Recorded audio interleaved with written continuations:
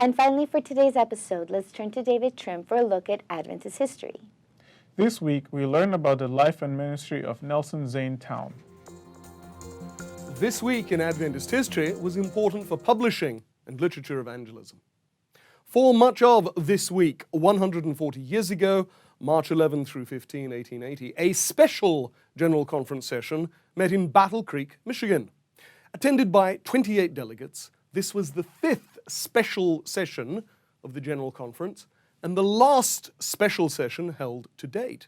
It was called in order to advance the publishing work, and amongst its actions was creating tract and missionary societies in every conference.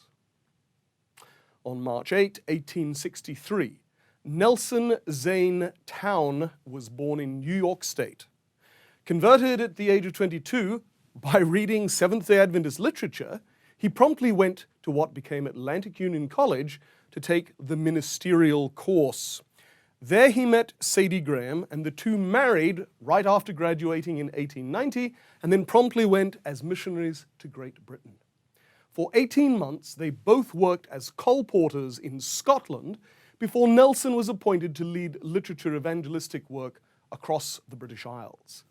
4 years later, Nelson and Sadie accepted a call to mission service in South America, where Nelson provided leadership to the emerging publishing ministry on that continent for 12 years, and for 2 years served as secretary-treasurer of the newly founded South American Union Conference. In 1908, the Townes returned to the United States. Nelson served as assistant secretary of the General Conference Publishing Department for 4 years.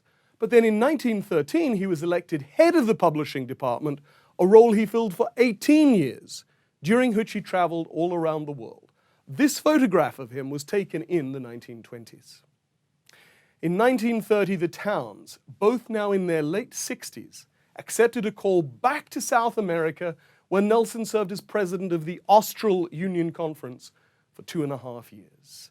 Nelson died in 1936, aged 73, having made a major contribution to the mission of the Seventh-day Adventist Church. For, as a colleague wrote after his death, thousands of pages of religious literature have been scattered through his leadership and help in many lands. That was this week in Adventist history.